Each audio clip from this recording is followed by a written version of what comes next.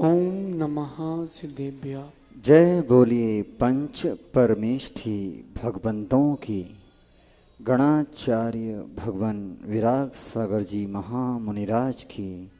पट्टाचार्य भगवान गुरुवर विशुद्ध सागर जी महामुनिराज की।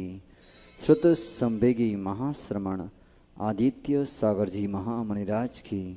9 करोड़ महामुनिराजों की। आज पुनः हमारे सौभाग्य का उदय हुआ है कि हमारे बीच परम पूज्य शताब्दी देशनाचार्य पट्टाचार्य भगवान गुरुवर विशुद्ध सागर जी महामुनिराज के परम स्नेही शिष्य श्रुत संवेगी महाश्रवण आदित्य सागर जी महामुनिराज आपके अंतरंग में होने वाली नाना जिज्ञासाओं का आगम से उत्तर देने के लिए उपस्थित हुए हैं। सर्वप्रथम उन लोगों को मौका दिया जा रहा है जो ऑनलाइन पर हैं, फिर आपको मौका दिया जाएगा। कानपुर से मयंक जैन नमोस्तु निवेदित करते हुए प्रश्न पूछ रहे हैं। गुरुदेव, भारतीय संस्कृति में अतिथि को देवता के समान क्यों माना जाता है? कृपया समाधान कीजिए। देखिए, विश्व में बहुत सारी सभ्यताएं हैं जिनको सभ्यता नाम दिया जाता है। वास्तविकता में सभ्यता है कि नहीं ये देखना जरूरी है। तो जो सभ्यताएं बहुत सारी विश्व में हैं उनमें शिरोमणि अगर कोई है तो वो भारतीय सभ्यता है, क्योंकि भारतीय सभ्यता में संस्कार और सफलता सबका सम्मेलन है। और सबसे श्रेष्ठ अगर कोई बात है तो वो अतिथि देवो भव। अतिथि जो आपके द्वारे आया है वो बेचारा नीडी है। ये जिनके बच्चे हल्ला कर रहे हैं भैया थोड़ा शांत करें। अतिथि जो है वो देव के समान है, क्योंकि वो नीडी है, वो बेचारा परेशान है। और अगर बुरे वक्त में आप किसी के काम आते हैं तो आप अच्छे व्यक्ति कहलाते हैं। तो अतिथि देवो भव, अतिथि देवो भव यानी अतिथि देव है। और जो इसका पालन करते हैं उनके यहाँ कभी भंडार खाली नहीं होते। निमित्त शास्त्र में लिखा है कि जब आप किसी अतिथि को भोजन कराएं और भोजन के बीच में उसको डकार आ जाए, यानी आज आपके यहाँ धन की वर्षा होगी। तो अगर कभी भी कोई अतिथि आपके यहाँ आता है तो आपको भरपूर स्वागत करना चाहिए। ये कभी मत सोचना कि क्यों आ गए, ये सोचना कि हमारा सौभाग्य है आज हमारे यहाँ अतिथि आ गए।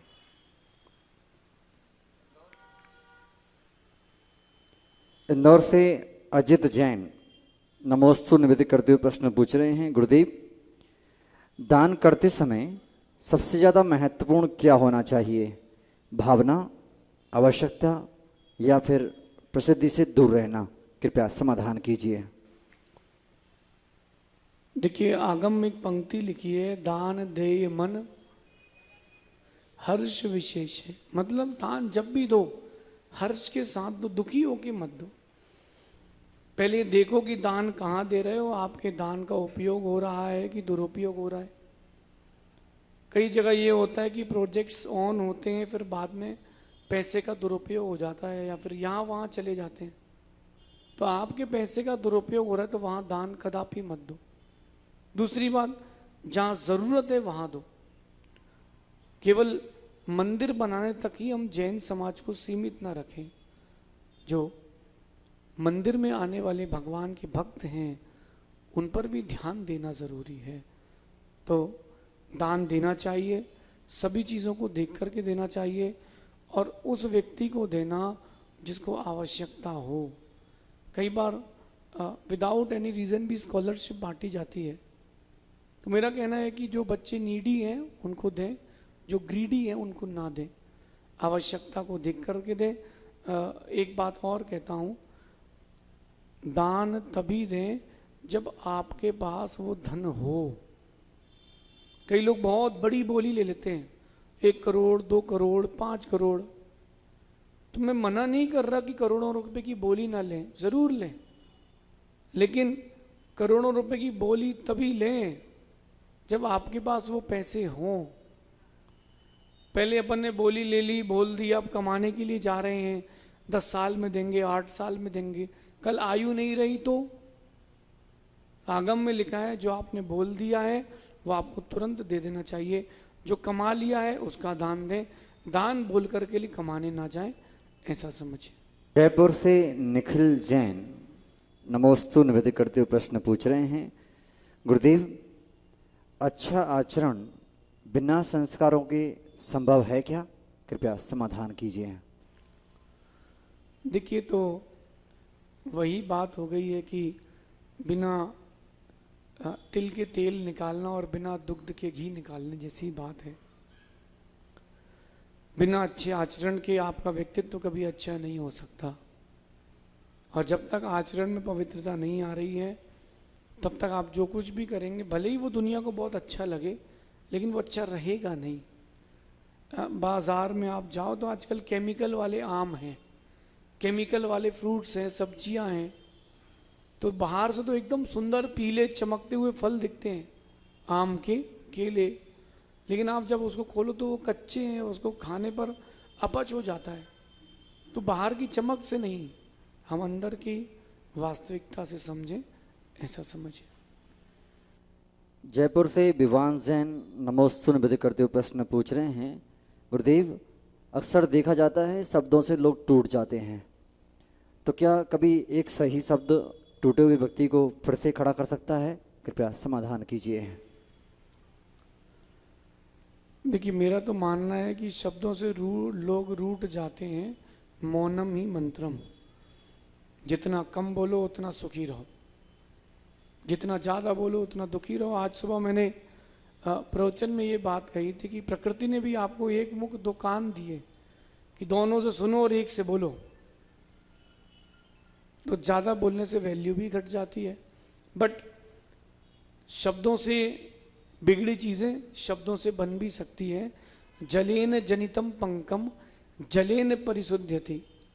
जल से उत्पन्न कीचड़ यानी पंख जल से ही साफ होता है, और शब्दों से उत्पन्न अगर कोई बात बिगड़ी बात है तो वो वापस अच्छे शब्दों से वापस ठीक भी हो जाती है, क्योंकि अगर ठीक नहीं होगी तो वो चीज़ें बैर की ओर चली जाएंगी। इसलिए शब्द घाव भी करते हैं और शब्द आपके घाव भर भी देते हैं, ऐसा समझिए। नागपुर से पार्थ साहा नमोस्तु निवेदन करते हुए प्रश्न पूछ रहे हैं, गुरुदेव क्या नकारात्मक सोच ही जीवन का सबसे बड़ा अशुभ संकेत है? कृपया समाधान कीजिए। देखिए, जो व्यक्ति की एज रहती है तो एज वेरी जैसे होती है, वैसे व्यक्ति को अपने आप को थोड़ा थोड़ा मैच्योर करना चाहिए। मेरा तो ये मानना है कि नकारात्मकता से बड़ा कोई शत्रु नहीं है। जहां आपने एक बार नेगेटिविटी माइंड में लाए किसी व्यक्ति के लिए, किसी बात के लिए, वो पॉजिटिविटी को खा जाता है। देखना आप, ये जो बिल्डिंग जहां अपन बैठे हैं मंदिर में, ये लोहे के दम पर खड़ा है, सीमेंट और लोहा, और लोहा इसलिए बांधते हैं, उसमें डालते हैं ताकि वो सीमेंट में मजबूती से पकड़ ले। लेकिन आप देखना, उस मजबूत लोहे को जिसके ऊपर 100 माले की बिल्डिंगें टिके रहती हैं, उसको जंग खा जाती है। जो जंग लग जाती है ना, वो उस लोहे को खा जाती है, बिल्डिंग को या लोहे को वो निरर्थक कर देती है। जंग ऐसी नकारात्मकता रहती है, वो आपके जीवन को, आपके भावों को एकदम खत्म सा कर देते हैं। मैं बोलता हूँ कि नकारात्मक लोगों से और नकारात्मक बातों से हमेशा दूर रहें। जहाँ नेगेटिव माहौल हो वहाँ से निकल जाए। मैं देखता हूँ कहीं अगर मुझे वाइब्स नहीं मिलती, मैं 5 दिन की जगह 2 दिन में निकल जाता हूँ। जब वाइब्स मिल जाती हैं वहाँ फिर आने का मन भी करता है। तो जो भूमि या जो व्यक्ति ऊर्जावान नहीं हो, उसके पास बैठोगे ना तो वो आपकी ऊर्जा ले लेगा।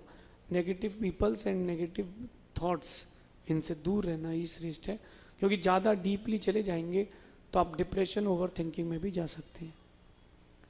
कानपुर से मयंक जैन नमोस्तु निवेदन करते हुए प्रश्न पूछ रहे हैं, गुरुदेव असफल होने के बाद दोबारा शुरुआत करने की शक्ति कैसे लाएं, क्योंकि असफल होने के बाद हम हार जाते हैं, उसे कैसे दृढ़ करें, कृपया समाधान कीजिए।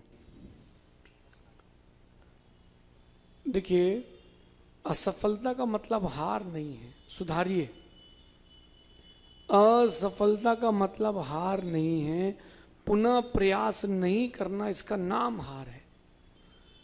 मैंने तो अपने जीवन में बहुत बार असफलताएं देखी हैं। एक कोई भी व्यक्ति एकदम से ऊंचा व्यक्तित्व प्राप्त नहीं कर पाता, उठता है, गिरता है, संभालता है, अपनी गलतियों को सुधारता है, फिर एक महान व्यक्तित्व बनता है। तो असफल हो जाएं तो अपने मन को फिर वापस समेटें। फॉर एग्जाम्पल, एक बच्चा 10th में फेल हो गया, एक बच्चा 10th में फेल हो गया, अब वो उदास है कि मैं 10th में फेल हो गया हूं। अरे, तुमको प्रकृति ने इस बार टॉप करने का मौका दिया है, क्योंकि लास्ट ईयर तो पढ़ चुके थे, अब इस बार सिर्फ रिवीजन करना है, तुम टॉप कर सकते हो। तो असफलता में भी बहुत बड़ी एक सफलता है। क्यों ना हम असफलता को एक अनुभव का साधन माने और उस अनुभव को अपने जीवन में निरंतर सफलता के लिए प्रयोग करें, ऐसा समझिए। शेष जिज्ञासाओं का समाधान आगे आने वाले समाधानों में होगा। अब हमारे समक्ष जो जिज्ञासुजन हैं वो आएंगे, क्रम से अपनी जिज्ञासा रखेंगे। जिनका नाम बोला जा रहा है पहले इस स्थान पर पहुंच जाएं, आपका स्थान नियुक्त कर दिया गया। सर्वप्रथम जिज्ञासा के लिए आ रहे हैं भोपाल से डॉक्टर अंकित जैन, इसके बाद तैयार रहेंगी सपना जैन। जिनका नाम लिया गया पहले से ही वहां पर स्थान पर पहुंचे आप लोग। नमोस्तु महाराज जी, इच्छामी शुल्लक जी।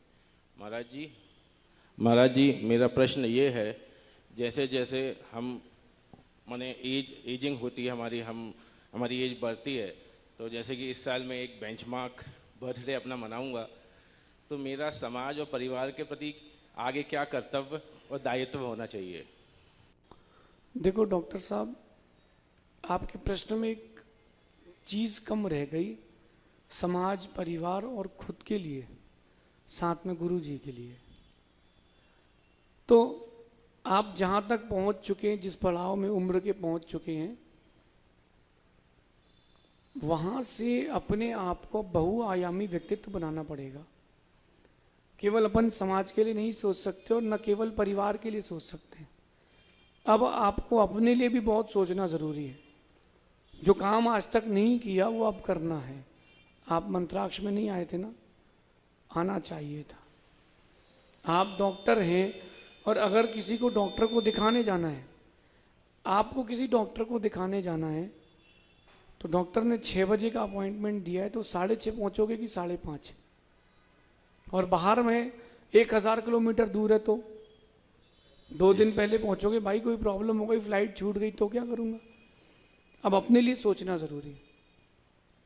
परिवार के लिए तो है जरूरी, क्योंकि वो अपनी लायबिलिटी है, बट हम अपने लिए सोचें वो ज़्यादा ज़रूरी है। एक बैलेंसिंग लाइफ अब आपको और ऐड करना पड़ेगी अपने डेली रूटीन में, कि किसको कितना समय देना है। जिसको जितना समय देना है उतना देना ज़रूरी है, क्योंकि इस पड़ाव में अब आपको रिवर्स गियर भी लगाना पड़ेगा। 50 के बाद डॉक्टर साहब वापस भी आना पड़ेगा, क्योंकि अगर वापस लौट के नहीं आए तो बीच में ही कहीं गाड़ी पुल में ना रुक जाए। मेरी बात समझ रहे हैं ना? आप उस परिवार से हैं जहां मुनि भक्ति नींव से कूट कूट के भरी गई है। तो मेरा ये कहना है कि अपन अपने लिए भी, परिवार के लिए भी, और जिनको अपन ने जीवन समर्पित किया है उनके लिए भी, और जो अपना जीवन इसके लिए समय निकालिए। संडे का टाइम मैं परिवार को दूंगा, मंडे का अपने ऑफिस को दूंगा प्योरली, और जो फ्रेंड सर्कल है, रिश्तेदार हैं, एक समय उनके लिए निकालो। रुक के, जैसे माना कि वेंसडे का टाइम है या सैटरडे का टाइम है, रुक करके उस दिन 2 घंटे सिर्फ फोन लगाएं। फूफा जी कैसे हो, मौसी कैसी हो, क्यों? वो भी आपका एक जिम्मेदारी है, और वहां से वापस लौटना भी आपकी जिम्मेदारी है। सबको बैलेंस करें, टाइम बांट दें और डेट बांट दें। मेरा टाइम जब तक तभी मैं नीचे आया, और जब यहाँ टाइम खत्म होगा मैं वापस चले जाऊंगा, क्योंकि मुझे खुद को भी तो टाइम देना है। तो टाइम मैनेजमेंट ही करना पड़ेगा, आप सब बैलेंसिंग कर लेंगे। जिज्ञासा के लिए आ रही हैं सपना जैन, इसके बाद तैयार रहेंगी निधि मनीष जैन। महाराज जी के चरणों में बारंबार नमोस्तु नमोस्तु नमोस्तु। महाराज जी, मेरा प्रश्न यह है कि मोबाइल से नज़दीकियां आती हैं पर आजकल रिश्तों में दूरियां बढ़ रही हैं, तो रिश्तों के संतुलन बनाए रखने के लिए क्या उपाय करने चाहिए? देखिए, मुझे तो लगता है कि मोबाइल की नज़दीकियों से सबसे दूरियां हो जाती हैं। पहले अगर कोई आदमी अकेले बैठ के हंस रहा हो तो लोग कहते थे पागल है। अब अकेले बैठ के हंस रहा हो तो कहता है भेजना जरा, सेंड मी सेंड मी। बात समझो आप, मोबाइल बुरा नहीं है, आपका उसके प्रति आकर्षण बुरा है। पहले भी बहुत सारे सोशल मीडिया के प्लेटफॉर्म थे। हम लोगों के समय ऑरकुट चलता था, किसी ने यूज़ किया हो ऑरकुट? तो हम लोगों के समय ऑरकुट चलता था, तो दिन का 15-20 मिनट ज़्यादा दे ही नहीं पाते थे। इतनी फैसिलिटी नहीं थी, नेटवर्क ही नहीं थे, इतना डाटा ही नहीं था। अब तो फैसिलिटीज़ आ गई हैं। अगर ज़्यादा दूरियां हो जाएंगी अपनों से, फिर आपको एक दिन अकेले रहना पड़ेगा। कहीं ये नौबत ना आ जाए कि जब आपके जीवन में समस्या आए तो आप खुद को बिखरे पाएँ। तो फ़ोन उतना ही यूज़ करें जितना आपकी लाइफ में ज़रूरी हो। कहीं टच में रह कर के लोगों के टच में नहीं रह पाए तो अपनी भावनाएं विकृत हो सकती हैं, क्योंकि आजकल फ़ोन में सब कुछ है। आप दुनिया का कोना कोना घूम सकते हो, जो देखना चाहो वो देख सकते हो। पॉजिटिव सोचो तो जो सीखना चाहो वो सीख सकते हो। क्यों ना हम फ़ोन के सही उपयोग की ओर आए। मेरा मानना है उतना ही उपयोग करें जितना ज़रूरी है। मैं तो उपयोग नहीं करता, और आप अगर प्रयास करें काम चल जाए तो ना करें, ठीक रहेगा। जिज्ञासा के लिए दोस्तों, चुल्लक जी को इच्छामी। महाराज श्री, मेरे माता पिता 2 प्रतिमाधारी हैं, तो ये क्वेश्चन उनका ही था। उन्होंने बोला कि मतलब सम्य शिखर जी चाहते हैं तो पूरे 24 घंटे का सफ़र रहता है, तो उसमें वो वस्त्र वगैरह चेंज तो कर लेते हैं, पर आहार वगैरह कैसा क्या लेना चाहिए, या ट्रेन रुके तब लेना चाहिए? देखिए माँ, मेरा जो अनुभव रहा है, प्रतिमाधारियों को थोड़ा ब्रेक करके जर्नी कर लेना चाहिए। जैसे बाहर जा रहे हैं, 5 दिन की यात्रा के लिए जा रहे हैं, 6 दिन की यात्रा कर लें, तो एक दिन ब्रेक करके अपनी रास्ते में चर्या करके फिर उसको जर्नी को आगे कंटिन्यू कर लें तो सबसे बेस्ट है। एक्चुअली उस सीट पर पता नहीं कि आपके पहले कौन बैठा है, शुद्धि में था कि अशुद्धि में था। और चलती ट्रेन में वो यद्यपि प्रतिक्रमण सामयिक कर लेना चाहिए और उसका फिर प्रायश्चित लेना चाहिए कि हमने गाड़ी आदि में सामयिक प्रतिक्रमण किया था। फिर भी अगर ब्रेक करके जर्नी करते हैं तो श्रेष्ठ है, क्योंकि शुद्ध वस्त्रों की व्यवस्था, भले ही वो ऊपर अपने कपड़ों को चेंज कर लें बट फिर भी वो शुद्धि नहीं रहती। फिर भी जितना बन पड़े या ट्रेन कहीं रास्ते में रुके तो उतनी देर में अपना वो कर लें। अगर जर्नी ब्रेक कर लेते हैं या फिर जहाँ आधा घंटे का स्टॉप हो, ऐसा कुछ रूट बना लें तो वो बेस्ट रहेगा। अपने व्हीकल से जाना अगर उनको सूट होता हो, अगर वो उनको बॉडी के लिए सूट होता तो वो भी कर लें, बट जर्नी ब्रेक कर लें ज़्यादा अच्छा है। इससे उनके व्रत निर्दोष फलेंगे, ऐसा समझिए। जिज्ञासा के लिए आ रहे हैं मास्टर सानिस जैन, इसके बाद तैयार रहेंगी बबीता दीदी। कि 24 घंटे की मर्यादा बताते हैं। जैसे सुबह नमक पीसा, उसका दिन भर आहार बनता है, और जैसे नमकीन वगैरह बना लिया तो कहते हैं कल चल जाएगा साधु को, तो ऐसा करना चाहिए क्या नहीं? देखिए, मर्यादा के बारे में ये आपको बताएंगे। नमक की मर्यादा कितनी होती है? हाँ, जो अप्रासुक नमक है पिसा हुआ, उसकी मर्यादा 1 अंतर मुहूर्त 48 मिनट की है। उसको सेक लिया है, 6 घंटे की मर्यादा हो गई। अब मेरा ये मानना है कि प्रमाद छोड़ करके श्रावक को काम करना चाहिए। कई बार श्रावक तो 2-2 दिन 3-3 दिन तक पेड़े चला देते हैं, तो मैं तो देख के ही तो, अरे भाई साहब ये तो पुराना आइटम लेके आ गया, मैं देता ही नहीं हूँ। कम खाएंगे वो चलेगा, लेकिन ऐसा अयोग्य नहीं चलाएं। तो जो मर्यादा है उसका पालन करें, और 2 दिन चल जाएगा, 3 दिन चल जाएगा। इस चक्कर में कई बार क्या होता है, मर्यादा भूल करके कई बार अभक्ष भी चलता है। अपन मर्यादा का पूरा ध्यान रखें। अपन लोग सक्षम लोग हैं, समझदार लोग हैं, हर दिन बनाएं, अच्छा है। जिज्ञासा के लिए आ रहे हैं मास्टर सानिध्य जैन, इसके बाद तैयार रहेंगे बबीता दीदी। नमस्तु आजी, नमस्तु आजी, नमस्तु आजी। आजी मेरा इच्छा में आजी, आजी मेरा प्रश्न है कि जब मैं छोटा था तो मैं माँ जी और माता जी के दर्शन करने आता था। अब मैं बड़ा हो गया हूँ तो मैं आपके पास आने का टाइम आ ही नहीं पाता हूँ। देखो, आप उस बच्चे का प्रश्न सुनो और उसकी अनुमोदना करो, उसने बहुत अच्छी बात पूछी। बेटा सानिश, बच्चे जैसे बड़े हो जाते हैं ना बेटा, बड़े होने लगते हैं ना, कहते हैं ज़्यादा समझदारी होने से नासमझी आ जाती है। अब बेटा मम्मी कहती है कि ये क्लास जाओ, ड्राइंग क्लास जाओ, डांस क्लास जाओ, और कौन सी क्लास है, जिम्नास्टिक क्लास जाओ, जुम्बा क्लास जाओ। माता पिता को एक बात सीखना चाहिए, बच्चों को ये बाहरी विद्या से ज़्यादा जिन शासन के संस्कारों की आवश्यकता है। तो बेटा मैं 1 महीने से यहाँ हूँ, 1-1.25 महीने से तुम दिखे ही नहीं।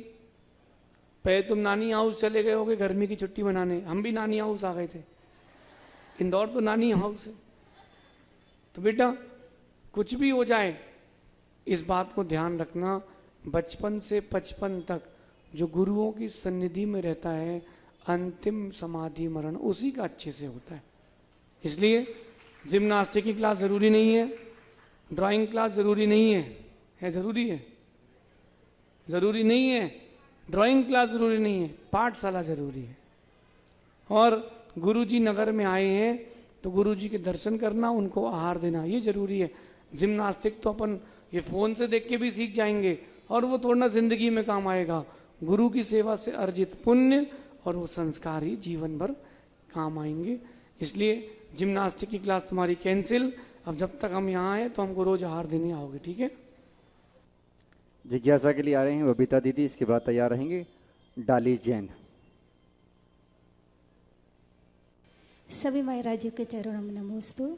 महाराज जी, हमारा प्रश्न है कि चित्रा भूमि से 790 ऊपर जा कर के ज्योतिषी लोग पढ़ता है और फिर से 897 योजन ऊपर जाकर के मंगल ग्रह पड़ता है, तो क्या आज का साइंस वहाँ तक पहुँच जाता है या नहीं पहुँचता है? तो कहाँ से हो करके आता है?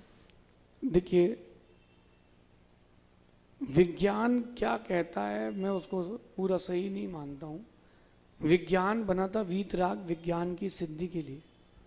वीतराग विज्ञान यानी केवल ज्ञान। वीतराग विज्ञान की सिद्धि के लिए ये विज्ञान बना था और लोगों ने विज्ञान को ही वीतराग विज्ञान मान लिया। मैं एक विज्ञान के लिए एक बात कहता हूँ कि जो जिन शासन ने 2000 साल पहले, 2500 वर्ष पहले आचार लिख गए, 1 मिनट के लिए उसको प्रमाण मान लीजिए, आपकी थ्योरी प्रूफ हो जाएगी। आपको ढूंढना पड़ रहा है, ढूंढना नहीं पड़ेगा।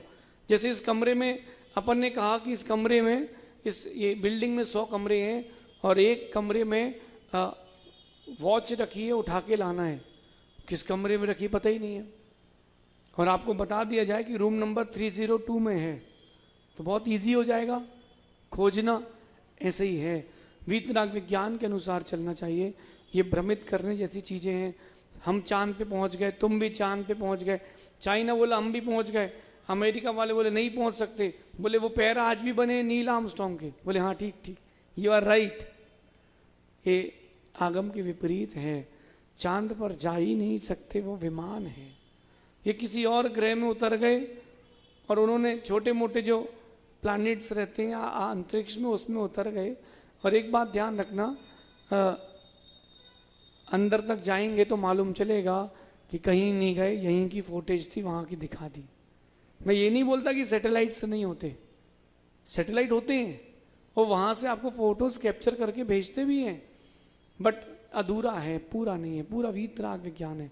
न कोई शनि पर जा पाएगा, ना मंगल पर जा पाएगा। अब कह रहे हैं कि हम लोग तो सूर्य पर भी चले गए, वहाँ इतनी गर्मी है भैया, आप संभाल नहीं पाओगे, तुम्हारा सैटेलाइट कुछ पहुंच ही नहीं पाएगा वहां तक। तो सब कपोल कल्पित है, ऐसा समझ। जिज्ञासा के लिए आ रही हैं डाली जैन, इसके बाद तैयार रहेंगे जनेश काला। मंच पे आसीन सारी गुरुदेवों को मेरा नमोस्तु, कोटि कोटि वंदन, कोटि कोटि वंदन। महाराज जी, आज मेरे आपका प्रश्न है मेरा कि आपके सुबह प्रवचन से अपेक्षा एक नेचुरल चीज़ है, हमें भी होती है सबसे, अपनों से अपेक्षा, पर इससे बचना मुझे बहुत मुश्किल हो रहा है, तो क्या करें? देखिए, अपेक्षा कोई नेचुरल चीज़ नहीं है ना। अगर नेचुरल है तो फिर सबको होना चाहिए। होता ये है कि जिस व्यक्ति के लिए आपने कुछ कर दिया हो तो आपके मन में उसके प्रति अपेक्षाएं आती है और यहीं से संबंध टूटते। संबंधों को टूटने से बचना हो और खुद को विशुद्धि से जोड़ के रखना हो, अपेक्षा मत करना। आप इसको नेचुरल नहीं कह सकते। पेड़ से आपने फल तोड़े, कभी पेड़ ने अपेक्षा की कि पानी डालो? नहीं करी। बादल ने आपको पानी दिया, कभी अपेक्षा करी कि पानी आके भरो? नहीं करी ना। अपेक्षाएं प्रकृति नहीं करती, अपेक्षाएं हमारी भटकी हुई मानवता करती। तो अगर आप अपेक्षा से खुद को जोड़ के रखे हैं तो साथ में दुख फ्री मिलेगा। वो पैकेट नहीं आते डिटर्जेंट के, 5 किलो के साथ 1 बाल्टी फ्री, ऐसे ही है अपेक्षा के साथ दुख फ्री। तो जितनी बड़ी अपेक्षा उतनी बड़ी दुख की बाल्टी फ्री।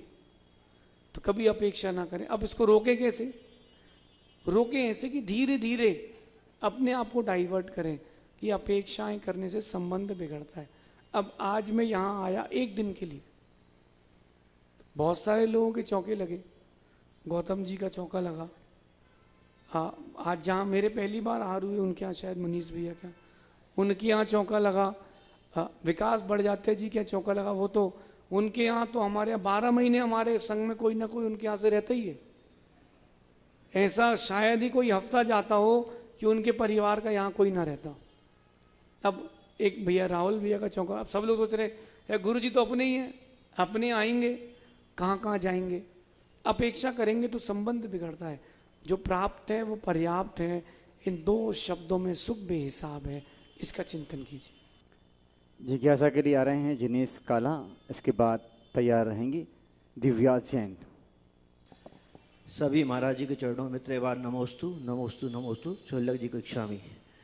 महाराज जी, मेरा एक प्रश्न ये है, एक बार गुरु नानक जी से किसी ने पूछा 5 छिद्रों वाले घड़े को पानी में कैसे भरेंगे? गुरु नानक जी ने कहा पानी में डूबा रहने दीजिए, भरा रहेगा। इसी तरह हमारी 5 इंद्रियां परमात्मा में डूबी रहने के लिए हमें क्या करना चाहिए? नमोस्तु महाराज जी। देखिए, ऐसा है कि इंद्रियों को जो लोग बाधक मानते हैं वो थोड़ा भी विपरीत चिंतन में है। इंद्रियां कभी भी मनुष्य के लिए बाधक नहीं है। इंद्रियां जब तक नहीं होंगी, पंचेंद्रिय नहीं होगा कोई जीव जब तक, तब तक उसको मोक्ष नहीं मिल सकता। संगी हो, पंचेंद्रिय हो, कर्म भूमि का हो, ये सारे कारण चाहिए। तो इंद्रियों को एकत्रित करने के लिए आपको उनको लक्ष्य देना पड़ेगा। एक शब्द है मनो विजेता जगतो विजेता। मन को डाइवर्ट करना पड़ेगा, क्योंकि जो इंद्रियां हैं वो तो पराधीन है, मन उनका राजा है। आप 5 इंद्रियों के राजा की बात करो तो वो मन है आपका, और मन अगर आपके वश में तो सब कुछ ठीक है। तो अपने जीवन का एक लक्ष्य बनाएं। आप जब लक्ष्य बनाते हैं तो वो काम कर लेते हैं। आप लोगों में से किसी की जेब में कंघी रखी है क्या? कंघी कोई बोलेगा नहीं, यद्यपि है। सुशील भैया के पास है, बाल तो है ही नहीं। आप देख रहे हो ना, उनको अगर किसी को इस बात की चिंता है कि मैं कहीं ट्रेवल कर रहा हूं तो मेरे बाल बिगड़ रहे हैं, तो व्यक्ति कंघी साथ में लेके जाता है। ये लेडीज कम नहीं, ये तो पूरा मेकअप किट साथ में लेके चलती है। हर 15-20 मिनट अगर कोई टॉयलेट या समझ लो मेकअप लिपाई पुताई चालू है, तो आप देखना लक्ष्य है तो आप कंघी साथ में लेके चलते हैं। मंदिर का लक्ष्य होता है तो आप पुंज साथ में लेके चलते हैं। ऐसे ही जिसका लक्ष्य भगवान बनना है वो अपनी इंद्रियों को वहीं डाइवर्ट करता है।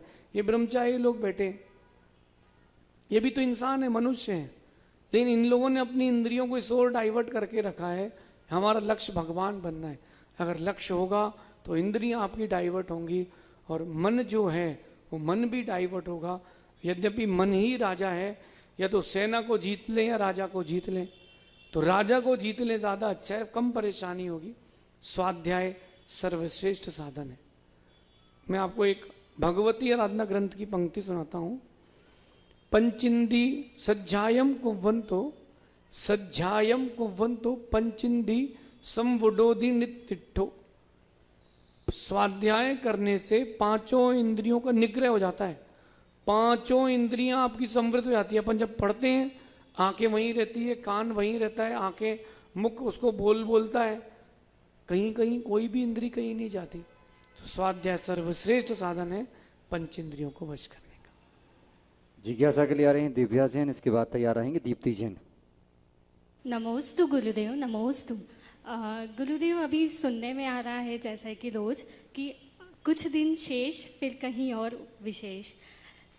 गुरुजी, ऐसे में मन बहुत व्याकुल होता है और एज अ फीमेल कभी अंतराय कर्म आ जाता है, ऑफिस का सेम टाइमिंग रहता है तो हम इतने नहीं आ पाते हैं। ऐसे में लगता है कि अभी तो कल ही की तो बात है जब गुरुजी इंदौर आए थे।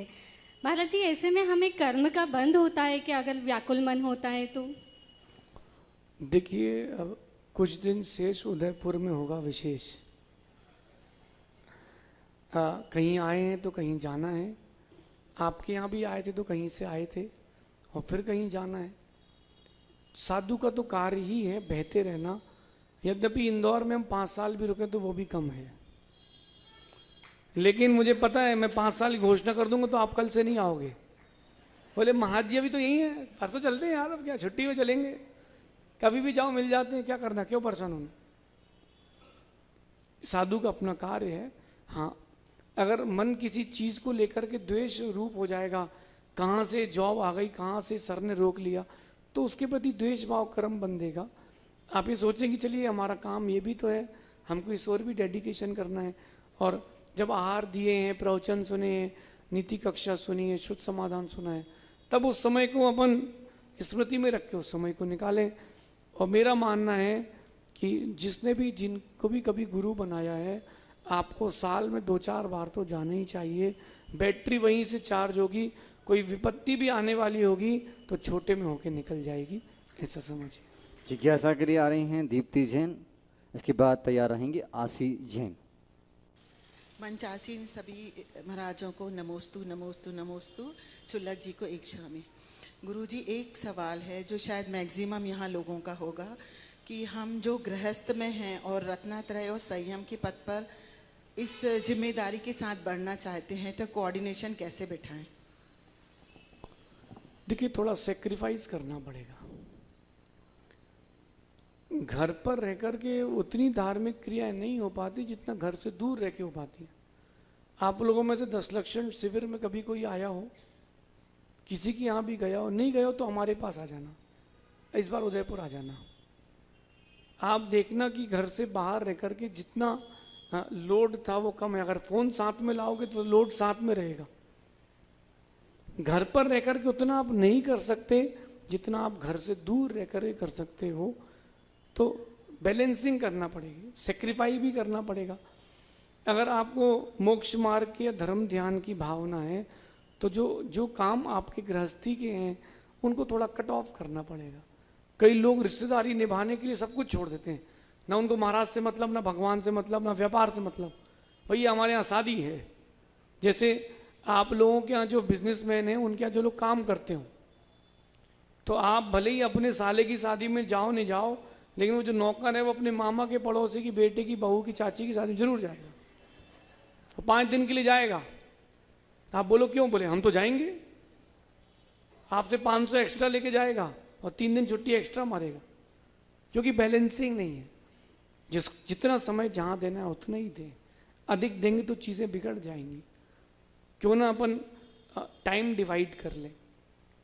ये समय मेरा धर्म ध्यान का है, उस समय कुछ नहीं, फ़ोन बंद, सब कुछ बंद, हम अपने कमरे में हैं, दैट्स ऑल।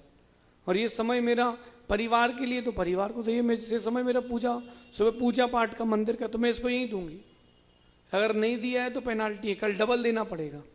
तो आप ऐसा टाइम तो डिवाइड करो, तब आप देखना मैनेजमेंट आएगा। और ये टाइम डिवाइडेशन स्टार्टिंग से, लाइफ की स्टार्टिंग से ने बचपन से ही आता है। यूएस में आप लोगों में अगर किसी का रिलेटिव हो तो पूछना, जैसे हर महीने बच्चों को असाइनमेंट देते हैं, तो 1 से 5 तारीख के बीच में जो जमा कर देगा उसको 10 नंबर एक्स्ट्रा मिलेंगे। जो 5 से 10 तारीख तक करेगा उसको 5 नंबर एक्स्ट्रा मिलेंगे। जो 10 के बाद करेगा उसको 20 नंबर, 5 नंबर कम मिलेंगे। कारण क्या है? बच्चे पंक्चुअलिटी सीखें, तो ये पंक्चुअलिटी लाना पड़ेगी। आपको ही डिवाइड करना पड़ेगा कि मुझे कहाँ कितना देना है। परिवार के लिए बहुत दे दिया, अब खुद के लिए देना है, आपको कुछ सेक्रीफाइस तो करना पड़ेगा, ऐसा समझ। जिज्ञासा के लिए आ रही हैं आशीष जैन, इसके बाद तैयार रहेंगे श्री शांतिनाथ दिगंबर जैन मंदिर के युवा अध्यक्ष दिलीप जी पाटनी। नमोस्तु नमोस्तु नमोस्तु महाराज जी। महाराज जी, संसार की सभी वस्तुओं में निमित्त नैमित्तिक संबंध होता है, जो भी घटनाएं होती हैं। तो अगर किसी के पाप कर्म का उदय है और हमारे द्वारा उससे कुछ गलत हो जाता है, तो उसमें हमारा पाप का बंध क्यों होता है? नमस्ते। देखिए, अगर ऐसा नहीं मानेंगे तो हिंसा और अहिंसा का भेद नहीं बनेगा। किसी भी पाप कर्म के लिए कोई ना कोई चेतन अचेतन वस्तु निमित्त बनती है। आचार्य भगवान समंत भद्र स्वामी ने आपके प्रश्न का उत्तर न्याय के ग्रंथ में आप्तमीमांसा में दिया है कि अगर अचेतन निमित्त है तो पाप के बंध की कोई बात ही नहीं होती, क्योंकि उसमें जीवत्व नहीं है, कर्म बंध की कल्पना नहीं है। कहीं बिजली गिर गई, अब किसी के घर में बिजली गिर गई और घर जल गया, पेड़ जल गया, तो उस पेड़ में कोई पक्षी बैठा था, वो मर गया, उसमें किसी गलती नहीं है, किसी को बंध नहीं होगा। लेकिन अगर जान करके किसी ने किसी के साथ किया है, अनजाने में भी क्यों ना किया हो, अगर चेतन है तो बंध होगा, भले ही उसके कैसे भी पाप कर्म का उदय क्यों ना हो। एक व्यक्ति ने 2008 की बात है, जबलपुर की बात है, हम लोग गुरुजी के आहार हुए घर पे, और आहार के बाद जब हम लोग जा रहे थे तो किसी ने बहुत गंदी टिप्पणी कर दी गुरुजी के लिए। तो गुरुजी के लिए कौन सुनेगा? गुरुजी हाथ पकड़े थे, तो अपन ने तो हाथ छोड़ के पीछे हो गए, सो उन्होंने फिर पकड़ लिया, बोले आओ आगे आओ। मंदिर ले गए और उन्होंने हम लोगों से कहा कि तुम लोगों का उस व्यक्ति से 24 घंटे का मौन है, ठीक है? हमने कहा ठीक है गुरुजी। बोले सुनो, 24 घंटे का मौन है हाथ पैर से भी। हमने कहा ठीक है गुरुजी। बोले 24 घंटे बाद बात करने जब जाओगे ना तो हमसे बिना बताए नहीं जाना, क्योंकि उनको पता था कि 24 घंटे बाद जाके लड़ेंगे। कोई अपने गुरु के लिए बोले तो कौन सुन सकता है? फिर तो आर पार वाली बात होती है। हुआ इस बीच में ये कि दोपहर में वो और जिस दो लोगों ने गुरुजी के लिए कहा था बेटा, वो एक कार एक्सीडेंट में ऐसे खत्म हुए, गाड़ी सहित संस्कार हुए, गाड़ी सहित संस्कार हुए उनके। अब जो समझने वाली बात है वो समझना, समझने वाली बात यह है कि उसका तो आयु कर्म आ गया था। अगर मैं उसे झगड़ा करता और धक्का भी दे देता तो वो गिर के मर जाता, आरोप मेरे ऊपर आ जाता। गुरुजी के कहने से मैं निमित्त नहीं बना। तो अगर अपन निमित्त बनेंगे तो बंद होगा, और अगर कभी कोई निमित्त बनता है तो उसको उसका प्रायश्चित और प्रतिक्रमण करना चाहिए ताकि पाप का बंध ना हो। अंतिम जिज्ञासा के लिए आ रहे हैं श्री शांतिनाथ दिगंबर जैन मंदिर के युवा अध्यक्ष दिलीप जी पाटनी। नमोस्तु गुरुदेव, नमोस्तु गुरुदेव, नमोस्तु गुरुदेव।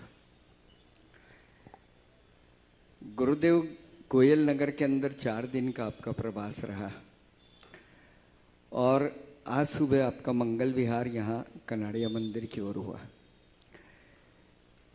आज ऐसा लगा गुरुदेव मंदिर भी वहीं है, 3 लोग के नाथ भी वहीं विराजमान हैं, सब कुछ वैसा ही है, कुछ भी बदला नहीं। आज कई लोगों ने मुझसे सुबह क्वेश्चन किया, बोले बहुत सूना सूना लग रहा है, मन नहीं हो रहा है, मन नहीं हो रहा है। मैंने कहा क्यों ऐसा? तो बोले क्या मालूम क्यों, अटपटा लग रहा है। तो गुरुजी, जब आपके जाने से इतना यदि है तो ऐसा क्यों होता है कि आपके रहने से वहाँ पर इतना 4 दिन तक मंगल में कार्यक्रम होने के बाद भी समय नहीं मिला किसी को भी कि हम क्या करें क्या न करें? और उसके बाद के अंदर आज जो सूनापन लगा, मंदिर जी में अभिषेक करने वाले भी नित्य नियम से जितने लोग थे उससे काफ़ी कम संख्या रही, ऐसा क्यों? देखिए, जब आम डाली पर आते हैं तो तोते उड़ के आ जाते हैं, और आम चले जाएं तो तोते भी उड़ जाते। मैं तो कह रहा हूं जिस जिस को बुरा लग रहा है सब मेरे साथ चलो, कोई चिंता की बात ही नहीं। हमारे यहाँ सारी व्यवस्थाएं, जिस जिस को बुरा लग रहा है आ जाओ। लेडीज माता जी के पास, जेंट्स हमारे पास। आप तो आ जाओ, किस किस को बुरा लग रहा है? तो सुशील जी भी चल सकते हैं, कोई दिक्कत नहीं। बंडी जी को भी आप ले आना, आप तो हो ही। अब आप यहीं आए हो तो रुक जाओ, इनके लिए चिटाई कैन वगैरह निकाल देना। ऐसा है पाटने जी, गुरुओं का आना, मेरा ये मानना है कि अनंत भवों के पुण्य का जब एक समावेश होता है तब गुरुओं का पदार्पण होता है। भारत में 10,000 से ऊपर जैन मंदिर है। इस भारत में 10,000 से ऊपर जैन मंदिर है, लेकिन आप बताओ कितने जैन मंदिरों में मुनियों का आना जाना है? कितने जगह चातुर्मास मिल रहे हैं? ये बिरले पुण्यात्माओं का है। तो मैं तो कहता हूँ कि जब तक गुरुजी जन रहें, गुरुजन रहें, उसका आनंद लो, और जब वो वहाँ से जाएं तो उस आनंद को, उस अनुभूति को समेट के रखो, क्योंकि जब कोई नहीं आएगा तो वो स्मृतियाँ काम आएंगी। आप चिंता नहीं करना, अभी 4 दिन की बहार थी, लंबा वसंत भी वहाँ मिलेगा। अंतिम जिज्ञासा के लिए हमारे बीच में आयुष राजावत।